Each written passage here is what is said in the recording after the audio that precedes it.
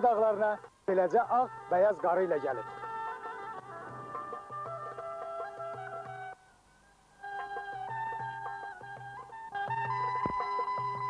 Gəlib ki, xeyir-bərəkət gətirsin torpağımıza. Xəmiri zəhmətdən yoğrulmuş, namuslu, qeyrətli xalqımızın işini avant, üzünü bu qar kimi ağ eləsin. Gəlib ki, ölkəmizdəki inqilabi yeniləşmə daha inamlı addımlasın. Kəndlərimiz abadlaşsın, balalarımız firavan böyüsün. Gələcəyimiz olan bu uşaqlar yeni, yaraşıqlı məktəblərdə oxusunlar. Böyük dünyamızla sanki əlaqəsi kəsilmiş ucqar dağ kəndlərimizə rahat yollar çəkilsin. Elə 1988-ci ildə olduğu kimi rayonda tikilən sosial obyektlərin, məktəblərin, bağçaların, yaşayış binalarının, fərdi mənzillərin sayı daha da artsın. Azərbaycan Komünist Partiyası və Respublika hökumətinin müəyyənləşdirdikləri sosial proqram uğurla həyata keçirilsin. 1989-cu ildə bütün Respublikamızda olduğu kimi Yardımlıda da daha çox mənzil tikmək, yol çəkmək, yeni mədəniyyət ocaqları salmaq, bollluq, firavanlıq yaratmaq planlaşdırılıb. Qoy yenidən qurma dağ rayonlarının sosial-iqtisadi inkişafında, illərlə yığılıb qalmış problemlərin həllində mühüm rol oynasın. Dağların göz yaşı şəlalələrimiz daha qürurla, əzəmətlə gürlasın. Körpələrimizin üzündən təbəssüm əski olmasın. Bütün fəsillərdə əllərində bu cür tələsmiş bahar çiçəkləri olsun. Yeni il bu qocaman dağların gür şəlalələri kimi, çayların saf, duru suları kimi aydınlıq gətirsin elimizə, obamıza. Yaylaqlarımız həmişə qoyunlu, quzulu olsun. Torpağımız bərəkətli, dünyamızda əmin-amanlıq olsun.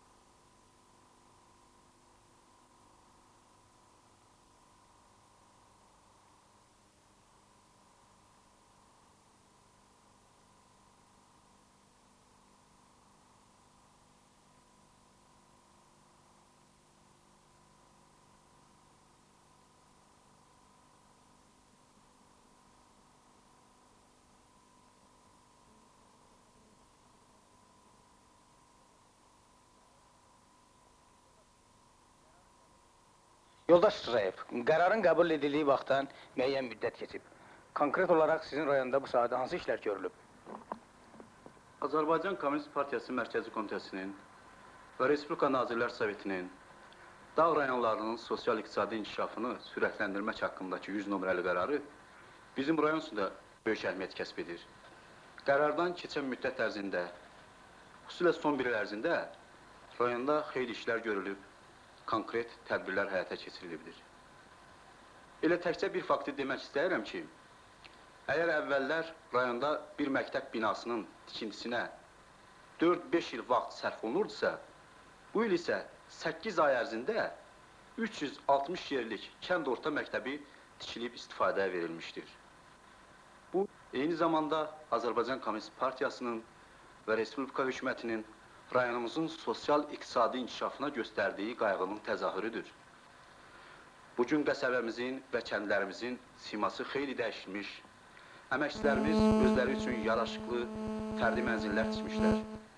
Bir faktı da qeyd etmək istəyirəm ki, dağ rayonunda, onun coğrafi mövqeyinə görə istər fərdi mənzillərin tikintisi, istərsə də digər inzibati binaların tikintisi olduqca çətindir. Bir sıra kəndlərimizdə məişət evi, uşaq bağçası, inzibati binalar tikilib istifadəyə verilib.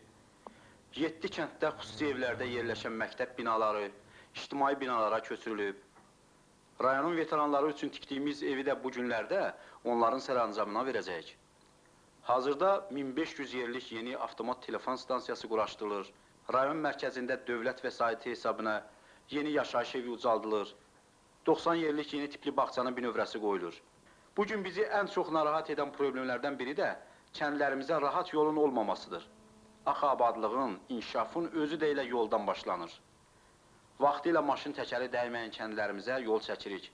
Özü də bu cür keçilməz dağları yara-yara. Yolla bağlı problemlərimizi nəzərə alaraq rayonda yeni asfalt zavodu tikirik. Saatda 32 ton gücü olacaq bu zavod istifadəyə verildikdən sonra yol çəkmək imkanlarımız xeyli yaxşılaşacaq. Əgər indi bizim üçün ildə cəmi 5 kilometr yola asfalt döşəmək planlaşdırılıbsa, zavod tikildikdən sonra bu rəqəm 50 kilometrdən çox olacaqdır.